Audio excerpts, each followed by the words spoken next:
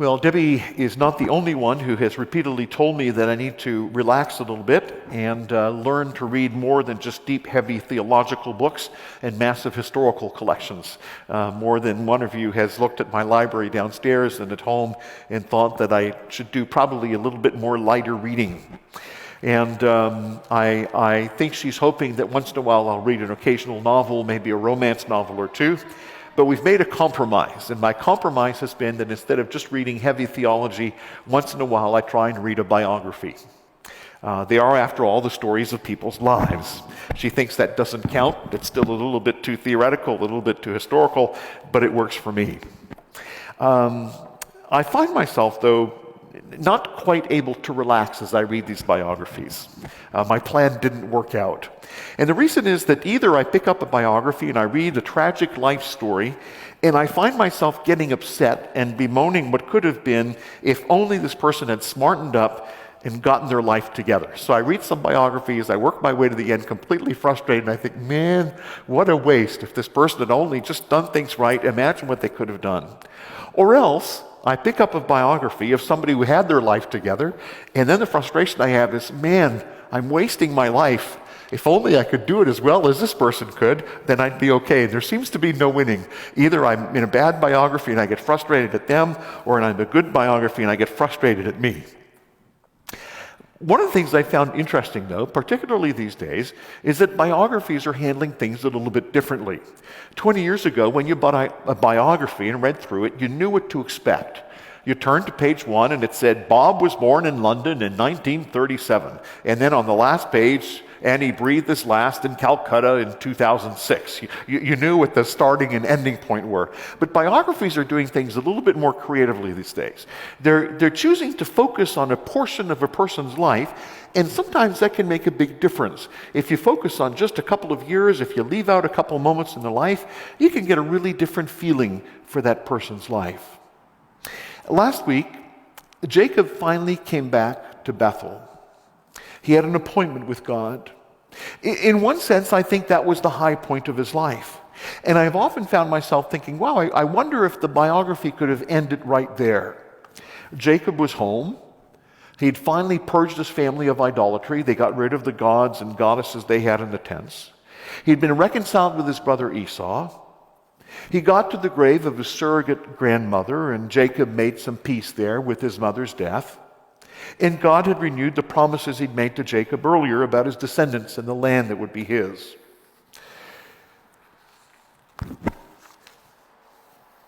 There have been a couple of painful things along the way. And there's a couple of painful things coming. And by the time we're done, we might have wished that we had stopped with Jacob's story last week. But this is often how life goes. The waves roll in and out. They carry us up and down. We have these great moments of worship in the presence of God on the mountaintop, just like Jacob had last week. And then a few minutes later, we're in the depths of the valley of despair. I'm always amazed. I look at the life of Elijah, and I'm amazed at how quickly in one chapter he's on Mount Carmel and he's taking on the prophets of Baal, and they're all singing and dancing, and Elijah just sends one prayer, and suddenly fire comes down from heaven. He's got this great victory. In the next chapter, we find him hiding in a cave, alone, abandoned, thinking that God has given up on him. And how often this is the reality of our life. God walks in it with us, from the bright glory of the mountaintop to the dark valley below. And we'll see some of that in Jacob's life tonight. O Lord, my rock and my redeemer, may the words of my mouth and the meditation of all of our hearts be pleasing and acceptable to you. Amen. Genesis 35, and we'll be looking at verses 16 to 29 tonight. Genesis 35, beginning at verse 16. Then they journeyed from Bethel. Strange expression. Not sure why he would leave Bethel. He'd had a great time there. It was the presence of God. Bethel means the house of God. He's there in God's presence. One thing is sure, it probably has something to do with his wanting to see his old father Isaac one more time before the old man died. A few commentators suggest that Jacob was just crossing stuff off the bucket list. He was back to the promised land, check. He'd reconciled with his brother Esau. Check. He'd returned to meet God at Bethel. Check. He'd gotten rid of the idols in his tents. Check. And the next one on the list is he wants to see his father Isaac one more time. Maybe he's aiming for some kind of reconciliation. If you remember many chapters back, the last time Jacob saw his father, things didn't go well. Jacob cheated his dad, put on his brother's clothing, tried to smell like his brother to cheat his dad out of the blessing. It was not a happy encounter the last time they met. And as Jacob left, if that could happen in a tent, Isaac kind of slammed the door behind him as he said goodbye to his son. Some commentators suggest that when Jacob is at Bethel, maybe somebody brought him word and said, your dad's not doing well. And if you want to see him, you need to come and see him now. And that would make sense with what comes next in the text. In the middle of this trip, away from Bethel, back towards Hebron to see his father, Rachel, who is pregnant, goes into childbirth. You wouldn't head out on a treacherous trip like this with a pregnant woman unless there was some sense of urgency to get there. And we've learned before that Rachel might be the best looking of the two sisters, but she's also the high maintenance one with the fragile health. She's only been able to bear one of Jacob's 12 children to date. She's not the strong one. But for whatever reason, with Rachel pregnant, they leave Bethel and they head south towards Hebron in Mamre, where Isaac is living. Then they journeyed from Bethel, and when they were still some distance from Ephrath, Rachel went in to labor, and she had hard labor. When her labor was at its hardest, the midwife said to her, do not fear, for you have another son. And as her soul was departing, for she was dying, she called his name Benoni. Benoni means son of my sorrow. But his father called him Benjamin. Benjamin means son of my right hand. Ironically, this is the only one of his children that Jacob actually gets to name. All the others were named by their mothers. Verse 19, so Rachel died, and she was buried on the way to Ephrath, that is Bethlehem. And Jacob set up a pillar over her tomb. It is the pillar of Rachel's tomb, which is there to this day. Israel journeyed on and pitched his tent beyond the Tower of Eder. So once again, journey is interrupted. You need to understand how tragic this moment is for Jacob. Almost 30 years have passed now since Rebekah and Isaac sent Jacob away, in part so that he wouldn't marry one of the awful local women. They want him to go back to Paddan Aram, to Rebekah's family, to find a good wife from his mother's family. He finds that wife, but first he has to work for 7 years to get her. When the 7 years pass, he would love to take his new wife and bring her back to show his mom and dad, but Laban cheats him. Jacob wakes up the next morning in the honeymoon suite, the veil comes off, and it's not Rachel, it's Leah. So Jacob has to work another 7 years for Rachel. And at the end of that, again, he would love to go home to show his parents his 2 wives now, but he still can't get away from crooked Laban. It'll take another 6 or 7 years. When he finally gets away after 20 years, under the cover of darkness, he sneaks away. Laban comes for him. There's almost an encounter. And then first he has to face his brother Esau, who at the last word was breathing death threats against him. And then there's a fiasco at Shechem. He gets close to his mother's home turf, but Rebekah's long dead, and she can no longer meet the new daughter-in-law. So Jacob tries to do the next best thing. But even Deborah, Rebekah's nurse, Jacob's Nana, the surrogate mother, even she's dead and buried. Even she can't meet the new wife. I have this image of Jacob bringing his sweetheart Rachel to his surrogate grandmother's tomb with a pain in his heart. You would have loved her. You would have loved Nana. My mom would have loved you. But it's too late for you to meet them, Rachel.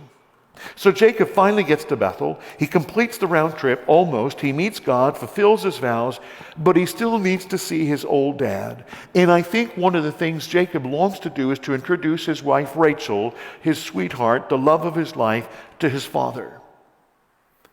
But now another heartbreak. Literally just a few days' journey from finally being able to reconnect. After over 30 years of waiting for this moment, almost within sight of Hebron, Rachel dies in childbirth. He'd been rushing to get Rachel back to Isaac before he died.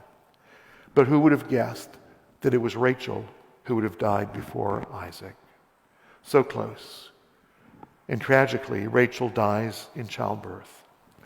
This is one of the texts in Genesis that just breaks my heart every time I read it. This place where they are actually reappears several times in the biblical story. It's very near two little cities you may have heard of. The cities are Ramah and Bethlehem. When Jeremiah tells a story about the fall of Jerusalem many years later, after the city has been burnt and breached, they're gathering the captives together. They've killed off the babies and the sick older people who are too weak to make the trip, and they're chaining the others together in chain gangs that will make the slow walking trip back to Babylon. And the gathering point for the captives being shipped off to captivity is in sight of Rachel's tomb here at Ramah. And as they're killing the babies and the children who won't make the trip, Jeremiah imagines Rachel buried here, witnessing that tragic event. And in Jeremiah 31:15, a voice is heard in Ramah, lamentation and bitter weeping. Rachel is weeping for her children. She refuses to be comforted for her children because they are no more. Many generations later, the place becomes the place of weeping once again when Herod's soldiers kill the children in an effort to eliminate Jesus. In this time, in Bethlehem and in Ramah, Rachel's weeping is heard. Now, this next little piece of story feels a little weird and out of place, but there's a reason why it's here.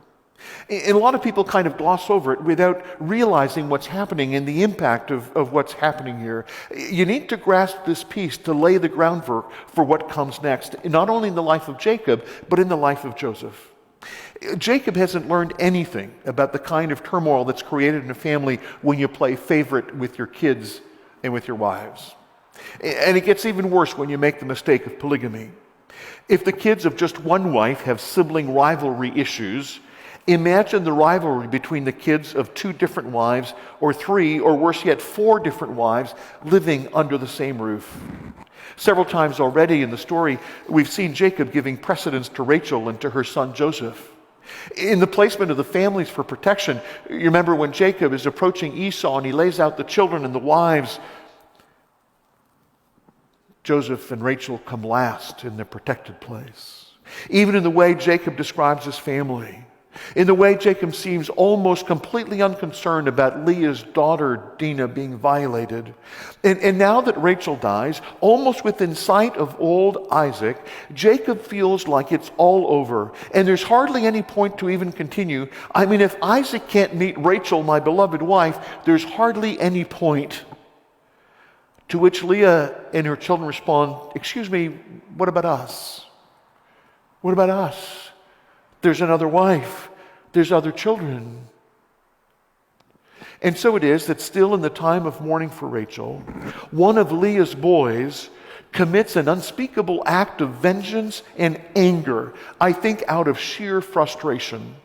Verse 22 says, while Israel lived in the land. In other words, they're still camped in that area where Rachel had given birth. They're still grieving. They're still in the mourning period. Now, I can't prove this from the text, but I think if we understand carefully, I think that little Benjamin was born prematurely. I think they headed out from Bethel towards Hebron because Rachel is still in the beginning of her pregnancy. Things are still okay. They've got time to get to Hebron before Rachel gives birth. They've calculated the 9 months. They've got time to get there. But I think he arrives before he is expected. And so this little child is born prematurely. I think that Jacob had counted the pregnancy in his head, and I think he had this dream that they were going to get to Hebron just a few weeks or a month or two before the baby was born. And not only was Isaac going to meet Rachel, but Isaac was going to see his next grandchild being born. The other cue is that Benjamin will continue to be coddled and protected by his dad. Children that are born sick, that are born premature, that need a lot of care, the children that are the vestige of a favorite wife lost, has a strange attachment for the father. Benjamin, along with Joseph, will be his favorites. But all of this is too much for Leah's boys. They're getting on in age. They're ready to start making their place in the world. They want to know what part they'll have to play in their dad's inheritance. And now here they are. They're on pause while their father grieves for the other woman. And now the whole convoy, the whole caravan is stopped for weeks while that sissy little newborn hangs between life and death as if nothing else and nobody else mattered. And talk about rubbing it in. Did you catch what Jacob called the baby? Benjamin. He calls him son of my right hand. This little last-born, premature baby, he calls him my right hand man. All the other boys, particularly Leah's boys, who are older, who are able to take on responsibility, now they know where they stand. This little baby is daddy's right hand man, his favorite, his privileged. The other boys are seething, but one of them has absolutely had it. And it's Reuben who blows his lid. Verse 22, while Israel lived in that land, still mourning, still waiting for Benjamin to get well, Reuben went and laid with Bilhah, his father's concubine, and Israel heard of it. Now understand, Bilhah isn't just any concubine. She was Rachel's maid. Now we've lost this tradition, but in that culture at that time, one of the surest ways to spit on your dad's authority, one of the surest ways to tell your old father that he was weak and powerless, that he didn't know what he was doing, one of the surest ways to make a play for the position of head honcho in the clan was to sleep with your father's mistress or sleeping with his concubine. This is how you challenge the alpha male. And so Reuben, out of respect for his mother Leah, he doesn't sleep with her maid. To dig the blade in the wound while Jacob is still mourning for Rachel, the boy desecrates Rachel's maid. And the way the text is structured grammatically, it's not just that he did it in a way that he would be sure that his father heard about it. We don't know how he did it, but somehow he managed to do it, and maybe he spread the news himself. This little sliver of text is wrong and repulsive on so many different levels. The immorality of doing this to your father's concubine, to your stepmother, while the whole house is in mourning, while little Benjamin's life is still in danger. But that's the point, to get us to understand the level of seething and of frustration that Jacob is caused by his polygamy, by his favoritism on the other boys. Now we're going to take a little pause from the storyline in Genesis as we come to the end of Isaac's family history tonight. But when we return to Genesis in a few weeks, we're going to pick up with the story of Joseph. And as we finish the arc line of Jacob's family history, we're going to see this level of jealousy and anger and bitterness level that Joseph and Benjamin, that will feel like it came out of almost nowhere. But I want you to remember this moment. We've been laying the seeds of that even in tonight's story. Lock this thought in the back of your head, how angry and upset and frustrated the other boys are when we begin the story of Joseph and of Benjamin. The hatred and the bitterness that was so strong that his brothers would fake his death and sell him as a slave and tell Jacob that Joseph was dead. We've got two more quick pieces to tie up before we move on. In the chapters ahead, the writer's going to show us the lineage of promise continues through the descendants of Abraham. And the question is, who will embody the continuing of the promise? With Abraham and Isaac, it was straightforward. There was just the one son. But between Esau and Jacob, a choice was made. Jacob was born just a few minutes after his twin brother, but he was gripping his heel. And Esau had disqualified himself. And so Jacob became the child of the promise. Now Jacob has 12 boys. Where does the promise continue? In the lineage. Who gets the lineage? Who gets the promise? The boys are laid out. We start with the legitimate of the four, the sons of Leah, in verse 22, partway through. Now the sons of Jacob were 12.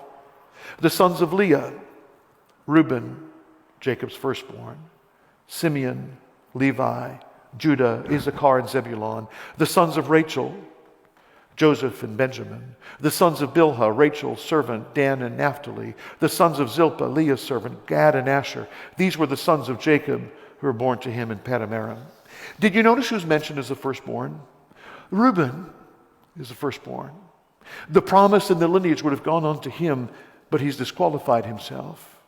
The next in line were Simeon and Levi. Do you remember what Simeon and Levi did to disqualify themselves at Shechem? They used the circumcision, the sign of God's promise and care to his people. They used that and murdered a whole city. They disqualified themselves. And so who comes next? Reuben is disqualified. Simeon and Levi are disqualified. Judah is the fourth in line. The promise follows through Judah's line. We'll clearly see in Jacob's life, at the end of his life, when he blesses Jacob, he passes on the promise to Judah.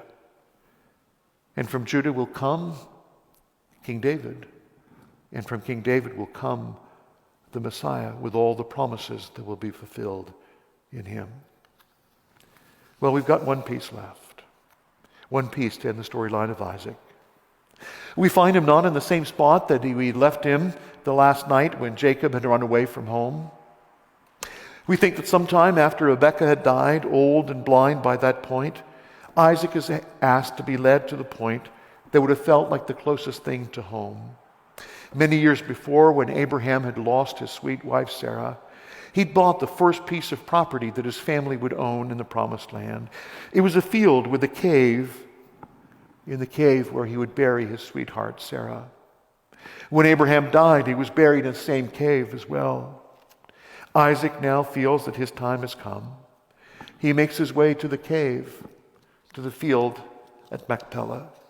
And so in verse 27, Jacob comes to his father at Mamre, or Kiriath Arba, that is Hebron, where Abraham and Isaac had sojourned. Now the days of Isaac were 180 years, and Isaac breathed his last, and he died, and he was gathered to his people, old and full of days, and his sons Esau and Jacob buried him. It's a bittersweet moment in so many ways. It's bittersweet because of who's not mentioned. In Genesis 49, we'll be told, just very matter-of-factly, that Rebekah, Jacob, and Esau's mother, is also buried here at Machpelah. She's there. Her body is right there. It's never mentioned. They give her no attention. She's not even mentioned. It's almost as if she didn't exist. By her conniving and the wedge she'd driven between the boys and their father, she'd apparently irreparably broken that relationship. But in a final gesture of respect for their father, and out of unity with one another that shows the reconciliation was real, Jacob and Esau reunite together one last time to bury their father. This is the last time Esau will be mentioned in the text. He never appears again. It's one last connection with his brother and his dad. Bruce Springsteen has spoken much of his life in his relationship with his father. It wasn't an easy relationship. Springsteen admits that his entire career was a reaction, an attempt to free himself from his hard-drinking father. Blue-collar man who bounced from job to job. It was not easy on his mother, not easy on the boys. His father dominated the home. He radiated menace. He would come home, Bruce Springsteen says, he would come home and sit in the dark in the corner of the kitchen, drinking and brooding, criticizing his wife and yelling at his boys. It was only later in life that they got the diagnostic that he was schizophrenic. Finally got the medication that would have helped him many, many years earlier. After Bruce Springsteen became famous and wealthy from his music, they had moments of reconnection. His father once said to him, "You've been far better to us than we deserve. I was never this good to you." When his father died at 73, Springsteen went to the graveside funeral. There was no church service. They gathered together at the graveside. And after the family had left, Bruce Springsteen went over and asked the groundskeepers to leave and to give him the shovel. And alone for several hours, Bruce Springsteen finished burying his dad, shovelful at a time. This is what Esau and Jacob do. Brokenhearted over their mother, brokenhearted over relationship, they have this one thing together. They come and pay homage to their father one last time. We often begin our Sunday evening worship with our psalm as a call to worship. But tonight I thought that the link between our text in Genesis and the psalm was so close that I would end with the psalm as a final reflection and as a closing prayer. One of the hard lessons from the life of Jacob is how often our troubles and the turmoil of our lives are linked to our misbehavior. When adversity hits, few are the times when we can clearly say that we had no hand in our own undoing. Few are the times when we can say that we carry no responsibility for the problems that hit us. So in the middle of our distress, when we turn to God for help, we sometimes do so with this fear that God's going to say, well, I told you so. You got yourself in trouble. You knew it was coming. I warned you, but you didn't listen. And now we come to God in fear, and we've done this to ourselves. Wonder whether God will even listen to us. We've brought this on ourselves. We deserve what we get. Wonder whether God will refuse to listen. But not so. When we turn to God in the middle of our latest tragedy, in the midst of our suffering and pain, there's an element of confession where we admit our sin, we admit our undeservedness, and the fact that what we need from Him is not just help, but forgiveness. And as great as is our sin and our unworthiness, the redemption we find in Him is greater still. There's this neat balance in the text we're about to read together in Psalm 130. In the third verse, the writer says that if God marked out our iniquities, if He literally kept count, if He kept a list, we would be lost because our iniquities are so many. And at the other end, in verses 7 and 8, we find in Him plentiful redemption, innumerable, uncountable, limitless redemption. The response to our limitless iniquities is limitless redemption and forgiveness. And the text ends by saying that God redeems His people not from some of their iniquities, not from most of their iniquities, but from all of their iniquities. The last line, interestingly, uses the new name given to Jacob, Israel. But my name and your name would fit so well in the text, for He redeems not just Israel from all of her iniquities, but you and I. As their closing prayer tonight, Psalm 130. My soul waits for the Lord. Out of the depths I cry to you, O Lord. O Lord, hear my voice. Let your ears be attentive to the voice of my pleas for mercy. If you, O Lord, should mark iniquities, O Lord, who could stand? But with you there is forgiveness, that you may be feared. I wait for the Lord, my soul waits, and in His word I hope. My soul waits for the Lord, more than watchmen wait for the morning. More than watchmen wait for the morning. O Israel, hope in the Lord. For with the Lord there is steadfast love, and with Him is plentiful redemption, and He will redeem Israel from all his iniquities.